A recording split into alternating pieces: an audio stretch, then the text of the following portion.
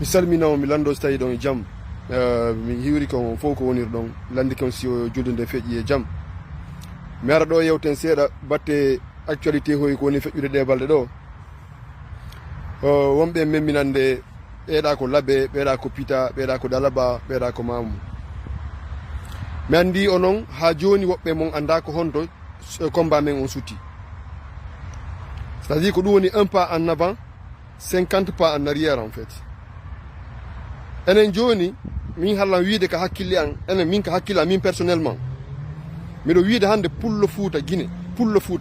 min naade ɓe yimɓe ɓawo ɗo millan wiide génération men on hande ko fewdiɗen ɗo e ko Alpha Condé naadi en ɗon min nata Sékou Touré de par ce que en vivali on tan ɗon mais ko Alpha Condé naadi en ɗon enen pullo Fouta Laguine Fouta Jalon mi sikkuno hande en ɓendi ka hakkille mi sikkuno ɗum ɗo waajike en nde ɓe tippotono ka axe ɗo komin doratoma ɓe andata koma labe ɓe landota koma pita ɓe landota ko dalaba ɓe landota ko mamu ɓe landota ko télémele etc yo won tun ko mbaadi pullo Fouta marɗa yo won tun ko yettore pullo Fouta marɗa mi ndaari mi tawi jama men on ala ɓendude ka hakkille hande eɗen wawi en fof jooɗagol waɗa ŋoyŋaye attaquindiren hakkunde men par ce que pullo ko pullo yawi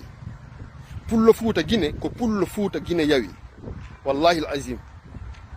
wuladano jooɗi Conakry ɗo ko rewni en ɗon fof goto ŋeƴƴali en yaari goto no yalti ɗo ine ɗaɓɓita e mo naadindiramo iɗon andi ko mi haalde ko wuladano jooɗi ɗon ko wonno e wadde kon fof jama o no sutino ha no Alpha Condé iwri ni fen ɗo protégaka pullo goto yahari inni mo ha hande waɗa e compte makko ka LCC no jooɗi Conakry ɗon ko wi propagande ji ko waɗi en ɗo kon fof ha hande on yi pullo no waɗa ɗo vidéo inna simi ɗaɓɓiti mi waɗa e mo ɗum ɗo ha hande on yii Sergent Moussa no jooɗi Lille ɗo ko pullo goto hombo yiɗa no ɗaɓɓitamo ɗo hombo ko min clashnirta ɗo menen e kayis fof ko on ko o sénégalais d'origine guinéen maninkajo Fofana Alassana o ko métro parisien ɗo ko pullo hombo inni mi ɗaɓɓitay oɗo mi immoto mi ittay wonkin anki mi ɗaɓɓita mo ha mi yiyamo enen ko hakkunde men wawidirɗen hollidirgo tappidira becce mo kala no inna min oɗo mi liɓaymo mi tera saymo mi bonnay fi wontiji ko honɗum pullo tawan kañum pullo ko force ko contre siɗɗo makko tun kañum wawi wadde combat enen pullo Fouta Guinée min na goɗɗo gote wallahi l azim min haalande min ko jonnay on point de vue an o woni mais hiɗe mari série un sérieux probléme il faut changer o caractère men probléme o noon c'est que en yiɗidira hakkude men au vrai sens du terme goto susata yiwde goɗɗo hino heɓi succès mo yiw ɗon wohino haama ni goɗɗo mo yiw ɗon wohino ngati chacun a une dent contre l'autre innon noon hiɗon faala jama mon o woni goto peuple men on e hoore mum no divisi ha joni ko pullo Fouta Guinée nanta no inna oɗo komo labe oɗo komo pita oɗo komo dalaba oɗo komo mamu hakkunde mon e Allah ko combien de préfecture woni Laguine hakkunde mon e Allah onon ɓe fulɓe Fouta sukaɓe génération hande na mo ɓawɗo min wolande film pay ko enen ɓe génération ji ɗo woni memminde ɗo haala hoy ko ala na wonana ko combien de préfecture woni Laguine ko hombo yiwɗo maninkaji no daromo no yennidira mo farana comme mo yiwɗo mo kanka no yennidira e fara mo farana comme mo yiwɗo mo farana no yennidira e wonɗo Guéguédou comme mo yiwɗo mo Macenta no yennidira e mo Loola comme mo yiwɗo mo Friya no yennidira e mo Boké ko hombo yiwɗon mo Kindiya no yennidira e mo Kamsar wolanelan hombo enen ko honɗum woni ka hoore men c'est kon ɗum faala ɗen non sincèrement kon ɗum faala ɗen quoi kon ɗum faala ɗen kon faalira ɗon yen avance kon ɗum faalirɗen o ngol leñol men teddine Laguine fi Allah kon ɗum faala ɗon explique anen kon ɗum faala ɗon ɓe inna ɓeeɗa ko ɓe labbe ɓeeɗa ko ɓe pita ɓeeɗa ko mamu ɓeeɗa ko dalaba enen na enen fof wona e saɗidede na e mawɓe men fof wona e lettede ɗo na mawɓe men fof lettano fendu Sékou Touré na mawɓe men letta fendu Alpha Condé ɗo e fayɓe men e rewɓe men ɓe sendidiri en onon ɗum o renta ɗum onon o renta ko ɓe juif ɓe jogodiri ko onon o renta hande ɓe no mari force adna Allah on fof ko Hitler waɗi ɓe kon fof ɗon wiide kon ɗum waɗi si ɓen no mari force hande na ko ɓe ɓurtu jogodirgol ono nyande ko ngoy oɗo ko moɗa oɗa ko moɗa sina mo oɗa inna ko oɗa ko mo dow sare oɗa ko mo ley sare ko futananta ɗum oɗa ko mo hoggo ɓaawo hoggo oɗa ko mo nder hoggo oɗa ko mo dow fello oɗa ko mo ley fello oɗa ko mo gaɗa candi oɗa ko mo ɓaawo cankoy oɗa koye gaɗa cankoy ay mo jobbere même pas 15 habitants hara ɓe ronku fottude hara hay ka nder kowle men hiɗen divisi ton oɗa ko mo dow sare oɗa ko mo ley sare oɗa ko ƴawriɗa oɗa ko yaariɗa innon ɗon faala wonde peuple goto yiɗon fracture yiɗon divisi hakkunde mon ko hay ko tawɗen kon héritage mo tawɗen fuu tan hiɗen divisi hakkunde men kon ɗum faala ɗon on faala kaye moɓodir ñande wo ñande il faut ɗaɓɓa noon en piiji haɓɓitoɗo noon e heɓay combat e heɓay respect lagine hiɗen poɗodirde ka leydi hiɗon sabotude combat men on enen hande combat men on ko honno pullo heɓirta dignité la Guinée ko honno wonirte nene goto baba goto enen combat men ko pour lutter contre l'ethnostratégie en Guinée ko système o joƴƴinani en kon ha pullo laamu ñande pullo laami wo enen kadi weltoɗen innen alhamdulillah kon ɗo woni combat men hara en réussisi pullo yo laamu tun on sam fuu ko honto o iwri mo Guinée yo won tun komo pullo fuuta Guinée en onon ha joni on faamade konto sutiɗen ɗon sabotude combat men on hey ko ono mi haalanta on fenande si on accali ɗi mentalité ji mo si on accali añodirangol si on accali égoïsme si on accali égoïsme si on accali attaquegol mo on si on accali combatugol mo on ko wallahi azim ha aduna lanna ɓe waway manipulude en ha aduna lanna e wona e ley koyɗe ɓe par ce que onon o renta ko jama o renti kon onon o ronku faamude on ronku ɓendinde hakkille mon goɗɗo hayso on monanike mo hayso on haɓemo en coulisse onon kadi acce ñande wo jooɗagol attaque goɗɗo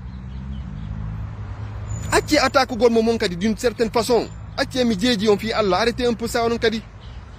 na ɗum woni combat men on wona ɗum woni combat men on mokko ba e men des personnalités waranoɓe depuis fin de Sékou Touré ha hande en ronko hebde justice naare éducation guinéen on hande ko kamɓe jogui systéme éducatif on woɓɓe e maɓɓe toon tata ko yimɓe maɓɓe ɓe hikkini yeeso fi tun effacegol dignité pullo Fouta fi tun effacegol mémoire mawɓe men ɓen hande ɓe woli fimo wobbu Bakar Bureau heɗitiɓe ɓen pop ko ɓenta ko traître ɓe sa woodi ɗo fi Yasin Diallo ko ɓenta ko traître jo sa haali fi bari 3 ɓenta ko traître jo sa woli fi Diallo Telli ko ɓewta ko traître jo sa haali kala mo woɗɗa inde mum ko ɓentama ko traître jo woko anti révolutionnaire donc ɓe justifia crime ji ɗin ɓen no suɓino Diallo Telli komo honto naamu mamu bari 3 naamu pita Yasin Diallo komo honto onon on famata on yiyata onon ha joni on renku famude ko on ƴiƴan goo tan onon ha joni on ronku andude kon peuple goto ko fulɓe njalu woni Afrique ko pays njalu mari ko fulɓe woodi Afrique fulɓe njalu woni Afrique ya heeɗi a peeji hedditiɗo yalte Guinée ka ha yaltuɓe de Guinée ɓe no dékonude les frères acce ya heeɗi a peeji hedditiɗo ndaron si fulɓe raison de la même façon que vous onon ko probléme o on komo mon si goɗɗo goo waɗi on réagisata ko ɗum mi attori ka vidéo ɗo ko yimɓe njalu woni attaquude ɓe fulɓe la Guinée verbalement sur les réseaux sociaux on waɗi ɗo moƴo bere ko attaque ɗon on tigi kon ɗum woni probléme mon on oya komo Pita oya komo Labbe oya komo Mamou oya komo Dalaba c'est quoi le problème min mi hay nokku mi jeyaka min komo mi Fouta Djalon point barre namomi Labbe namomi Pita namomi Mamou namomi Dalaba heɓe on mind ɗon heɓe on mindset mon ɗon heɓe on mindset ɗon heɓa on état d'esprit ɗon ko ɗum wawa ɗon janɗude on wawata combattude gaño mo on son woni divisé min worani on ɗum min yimani on min yimanike on min haalani on onon kadi heɓe yo exemple e passé on waaju on passé histoire mo on historique mo yo waaju on ko ɗum waɗi hande ɓe doit enseignude tarika men on par ce que ɓe ɗay ni en hande wona tarika men on tigi tigi bonen haalande par ce que ɗum haɗi ronken heɓude appui anden kon ɗum nafata en son jangal histoire mo on faamu ɗon tarika mon on lutta e majjere mi ko onon frère ɓe an worɓe rewɓe woni haalande onon ɓe ka réseaux sociaux ji ɗon ɓe attaquindire ɗe balɗe ɗo kadi acce ɗum son faamal tarika mon on répéta les mêmes erreurs aduna Allah on fop e nder honno empire colonial français on fop empire colonial français mo ɓuuri e janɗude en Afrique ɓe ala heɓude ko résiste France ɓuuri Fouta théocratique Fouta Djalon mama soroɓe men ɓen ɗen ko kakaraɓe noon ɓe darnoɓe darti yaha e ndaaron waɗon recherche ji dans les annales dans les récits de Faidherbe ko windi konko Fouta Djalon tu wawi mo dartagol ɓe darno ɓe tawi si ɓe divisali mawɓe men ɓen Fouta ɓe divise hanoɓe ɓe naadi baaba goto yagal toon ɓe profiti ko division mo ɓe tawi on par ce que ɓe tawno l'alternance entre les deux familles Soria et Alfaya ɓe timbo e timbi e timbo mi anda honno e honno ɓe naati ɓe profiti ɗum ɓe divise hakkude maɓɓe ɗon andi hede alternance o no waɗa hakkude maɓɓe famille ji ɗin succession on ɓe naadi baaba goto yagal ha ɓe wardi hano ɓe taƴiri hoore Elhadji Bocar Biro ɓe rondini biro makko yo jonnoye lanɗo canton on commandant de cercle portoje on ko on tuma ɓe waɓɓe on ko hoore on jampa ɗon mi sikki jokki hen ha joni ɗum ɗon feƴƴi pendant la décolonisation de la Guinée pendant le combat de lutte de la décolonisation de la Guinée ko fulɓe kadi jamfodiri hiɗon andi ko no feƴƴi hano Sayfoula en tawtori PDG RDA on ni ɓe jamfi hedditiɓe ɓen hiɗon andi ko feƴƴi kon CMRN on au temps de Conté ɓe ƴetti pouvoir on non ɓay ɓe ari jusqu'à une époque récente ɓe créé multipartisme au début des années 90 on tuma kadi ngoy on entre Ba Siraju Diallo Labé e Ba Mamadou Pita hiɗon andiri noon alliance ji ɗin kadi ko créinoɗo mo kala e groupe wi mum hano kodem on créirani Alpha Condé en fof e Jean Marie Doré en tawa e on kodem ɗon Ba Mamadou en e Siraju kon tumo wawi jonodirde juuɗe gollida kadi seeɗa ɗum haɗa alta e tension ji no hakkude maɓɓe contre ɗum naɓi ɓe hano Siraju e honno hano Ba Mamadou yettiri o ɗuma UFDG ni UFD jonni oya selludalen fi en wawi wonde goto pourtant le ko bawuri créé no UFD haran tuma G on tawaka sina mi fayo ko UFD hari wiyeteno UFD ɓe ƴetti on parti ɗon ɓe jonni sellu ɓeyni yo Ba Mamadou honno yo bawuri accepte wona vice président fiye moɓodir konto ɓe sakkitori ham kamɓe ɗo sina hawre kadi hawrde no lutti ɗe balɗe ɗo kadi ko oye kadi mi yiɗon attaque soɓɓe kadi no jooɗo attaque ɗo Ousmane Gawal joni kanko gasi hay so waɗi joni awa erreur o natoyi kadi ka systéme joni onon kadi awa acci attaque gol on ɗon kadi joni kadi ko enen ko blogueur ɗen ka wonɗen attaque dirde enen en heɓata porteur de voix ɓe en heɓata yimɓe kakaraɓe en heɓata yimɓe ɓe waten acceptude hayso goɗɗo waɗi défaut noddemo yewtomo en privé régler les problèmes en privé na ñande wo ñande ko probléme ko tawata divisay en pullo muyɗa ono hama ni pullo what's your problem kon ɗum faala ɗon kon ɗum woni probléme mon on kon ɗum faala ɗon ɓeye ko ɓe dow saare ɓeye ko ɓe ley saare ɓeye ko daneɓe ɓeye ko ɓaleɓe ɓeye ko boɗɗe ɓeye ko haako pullo Fuuta Guinéen ko yiɗa wono divisi inno non ɗon ƴetton Fuuta fof ɗon pecce naare ɗi association ji men ɗo micro association ji ɗin lannata Fuuta ko yiɗa o ko micro association oyi ayi nokkure tawa micro village oyi tatoy nayoy jowoy no hikkodiri hara ɓen ɗon wata moɓodirde waɗa moƴoɓere waɗa hoggo woto hoɗiɗa ko yiɗa o ko moƴoɓere hoy village oyi ko fof laaɓi no fof yaltino yi aventure tawa ɓurata 3 personnes 4 personnes e hoggo yele har hoggo ngon fof ko vide ɓe wata moɓodirde ɓeya ɓe waɗa population goto ɓe agrandissa communauté maɓɓe on hiɗon divisi tun kowle men ɗen fof no divisi Fuuta on dogi on caawi on yalti Fuuta on yeehi on investisi ko yimɓe ha joni o ronko andude ko hono heɓirton pouvoir politique par ce que kala immiɗo towni voix ko pullo immoto terrasse mo hara ɓey kadi no créé systéme contre men par ce que min mi haala ni on ko addimi ka réseaux sociaux ɗo wona fiyo goɗɗo yiɗan min hayso ko 2 personnes suivata l'ensemble suffit par ce que ɓenɗo mi wawa change dirde min hay page an omi hay page an omi monétisali hay page an omi monétisali ko apport citoyen mi waɗata ko ber ko mi mari feere kon wallidiren yewtidiren ko ɗum ɗo woni saggo an ha pullo laamo par ce que min ko ɓurla révoltude ko ɓe inta kon tout sauf un peu tant que fulɓe ɓen fof heɓali droit au même pied que les autres ethnies en Guinée en termes de droit à la gouvernance et de la gestion de la chose publique ɓernde an walotako ñande pullo laami o mi hoora e nde ñande tellement ko ɗum ɗo woni souci yango mi landaki noon komo laɓe mo Pita mo Mamoudou Dalla Base ça m'intéresse pas ko on état d'esprit mi faala yon heɓu on wawata attaquedirde sortidiron koyɗe haɓɓitoɗon on foolay on pop on perde vous serez tous des damnés vous serez tous des perdants mi wolanta on penade mi je suis pas là pour plaire à quelqu'un pas ɗo yo désabonné ka page am kala tawɗo ko mi yewtamo kon welatamo yo désabonné ka page am je suis vraiment pareil je suis désolé par ce que mi taw na mentalité goto marɗen on paamali menen komin renti kon on renta komin renti kon onon ko combatugol mo mon mo yiɗa wono hamani goɗɗo ha moggo muncitike c'est quoi votre problème enen fof wona haala wowta wowleten hakkunde mon e Allah wona haala wowta wowleten na haala wowta wowleten au-delà de tout ça si siɗɗo mom woni président ma o woni leader jo ko honɗum dérangeata on e ɗum ko fierté mon doit wonude. Ça doit être une fierté pour vous. Ça doit être une fierté pour vous. Parce que haray ko mo mon ndaare hedditimɓe ɓen kamɓe goɗɗo on tigi haysiko loope o wuji no ɓurani ɓe wujiɗo parfum on ti non wayi wo no ɓurani ɓe Alpha Condé on yiiɗo ko jiiɓi gurdam guinéɓe ɓen kon kono haɗa haali ɓe soutenimo hande ko ɓen kadi woni arde innude no ɗaynude on ɗo neeru fiyon imo darto ɗon contre CNRD on ko ɗa ɗum woni wadde kadi se ɓe hendi ko ɓe faala ko ɓe fero on to kadi ɓe holla on leur vrai visage parce que ils ont fonctionné comme ça en 2010 ɓe rewi avant 2010 de fendo Alpha Condé ari ɓatti on ɗo yon combat wallumo combat on Lansana Conté ko ɗo darɗen hikkiɗen yeeso au devant du combat politique piruɗen contre Conté ko enen taw watti wallitno Alpha Condé ɓe combati Conté c'est la même chose on scénario kadi répété autant de Dadis yawɗen wallitiɗen Dadis combat wallitiɗen kan Alpha Condé en combatuɗen Dadis ko enen kadi hikkino yeeso on combat ɗon kono honto wonno finalité on sikkuno Dadis hono Sékou Ba Konaté ɓe jamfike ɗo Dadis ɓe felli Dadis ɓe ronkimo warude on sikka noon Sékou Ba Konaté ƴetta pouvoir o jonnan o jonnunomo o jonnano en mo komo maɓɓe on ɓe jonnimo acce ɗaynugol hoore mon onon tun on gaynata e hoore division ça je vais vous le dire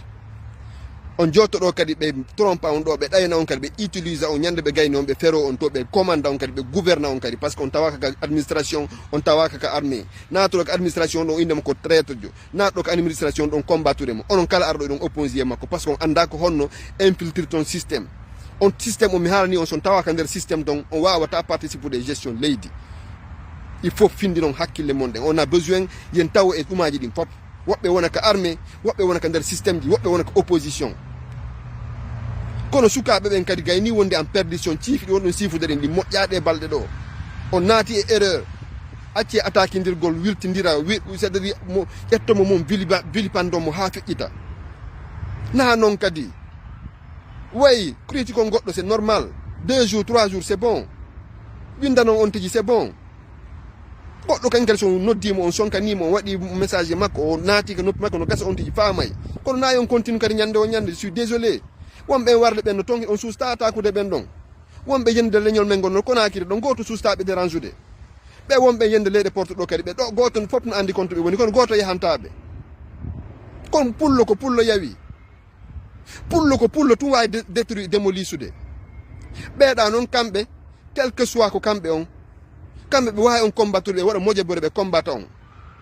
kono onon ko inversion onon ko yo combattumo mon yiɗon janano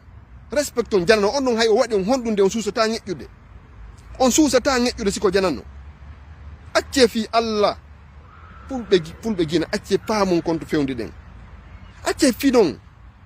ko honɗum faala ɗon vous voulez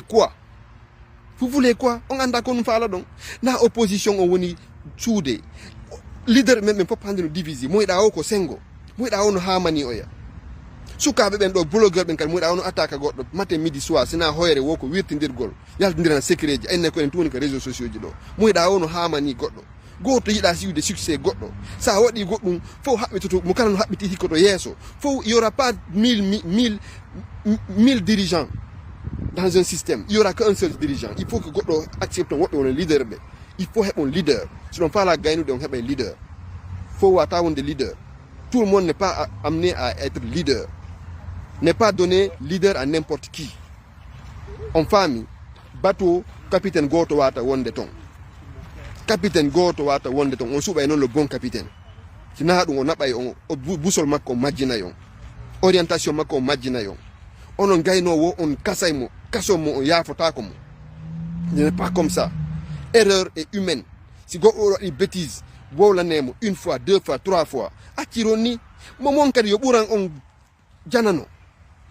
watton jiiɓidirmo mon ha o wona pat bugoɗon mo to ça a toujours fonctionné comme ça ko ɗum mi attorinani sur l'histoire politique de la Guinée